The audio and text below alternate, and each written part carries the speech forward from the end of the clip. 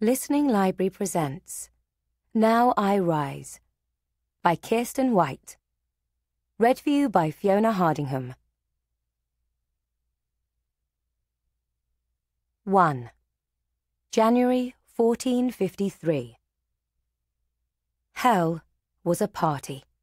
At least Radu was fairly certain that whatever hell there was would certainly resemble this party. Music drifted like perfume on the air, enough to sweeten but not overwhelm. Groups of musicians were scattered across the island. They could be glimpsed among the hardy green that had survived the winter months. Though the main meal would come later, blue-clad servants floated through the crowds with food-laden trays shaped like lily pads. On either side of the island, the Tinsha River flowed leisurely by. Whatever else he had been, Murad, Mahmed's dead father, and Radu's one-time benefactor, had not been one to skimp on luxury. The harem complex he built on the island had been out of use since his death, but it had not faded in glory. The tiles gleamed, the carved stones of the walls promised luxury and peace. The fountains tinkled in cheery companionship with the surrounding river. Radu wandered between buildings painted like geometric gardens, pulled along as surely as the course of the river. He knew it was useless, knew that it would not make him feel better. But still, he looked. And there, next to the bathhouse, Radu was drawn to him like a leaf spun on the river current. Mahmed wore his now constant, deep purple robes and a swirling golden turban. A jewelled chain fastened a cloak around his broad shoulders. Radu tried to remember Mahmed's full lips parting in a smile, his eyebrows rising in mirth rather than mockery. The two young men, both having finally finished growing, were the same tall, lean height. But lately Radu felt small when Mahmed looked at him. He would have taken even that today. But Mahmed did not look in his direction. Immune to the connection, Radu could not escape. "Truly glorious," Halil Vizier said to Mahmed, his hands on his hips as he looked up at the new bathhouse complex. 3 connected buildings, with domed roofs echoing those of mosques, had been added in the past few months. They were the first new construction anticipating Mahmed's grand palace complex.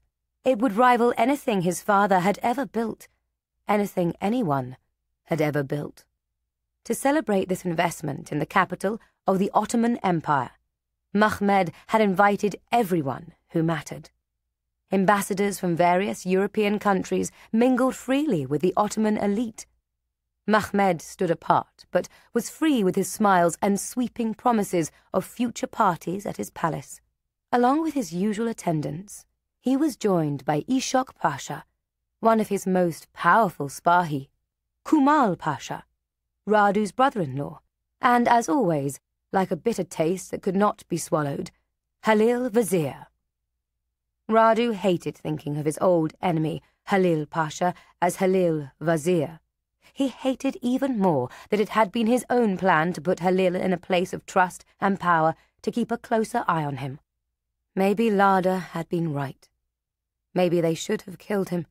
Things would be easier, or at least they would be more pleasant. That should be Radu's place at Mahmed's side. As though sensing Radu's poisonous envy, Halil Vizier looked at him, his mouth curled in a sneering smile. "Radu the Handsome," he said. Radu frowned. He had not heard that title since the end of fighting in Albania, when Skanderberg, their foe, had coined it.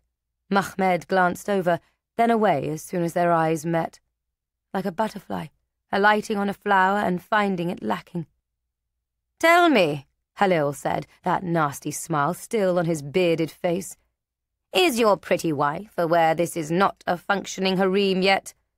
I fear she has false hopes about entering it." The men around Halil snickered. Kumal frowned, then opened his mouth. Radu shook his head, a minute movement.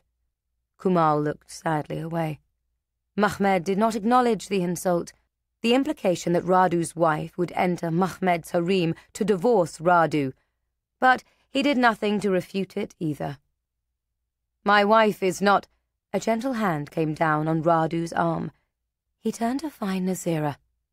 Nazira, who was not supposed to be here.